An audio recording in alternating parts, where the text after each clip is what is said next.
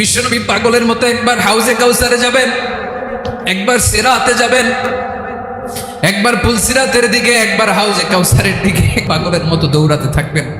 তার কোনো গুনাহগার উম্মত যাতে জাহান্নামে ঢুকে না যায়, সেদিন কেউ সুপারিশ করতে পারবে না বিশ্বনবী ছাড়া। কিয়ামতের ময়দানে ওই বিভীষিকাময় সময়ে মুসিবতের কালে মানুষগুলো পাগল হয়ে বিশ্বনবীকে খুঁজতে আরম্ভ করবে।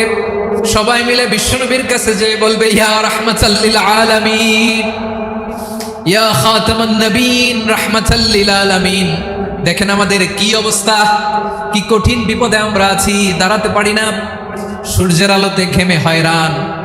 আজকে কেউ সুপারিশ করতে পারবে না। সব নবীরা অপারগতা স্বীকার করেছে, তারা বলেছে আপনি ছাড়া কেউ নাকি আল্লাহর সামনে দাঁড়াতে পারবেন না, আপনি একটু সুপারিশ করেন।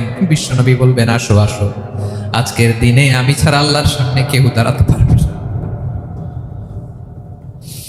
বিশ্বনবী মাকামে মাহমুদে যে আল্লাহু আকবার বলে সিজদায় লুটিয়ে পড়বেন।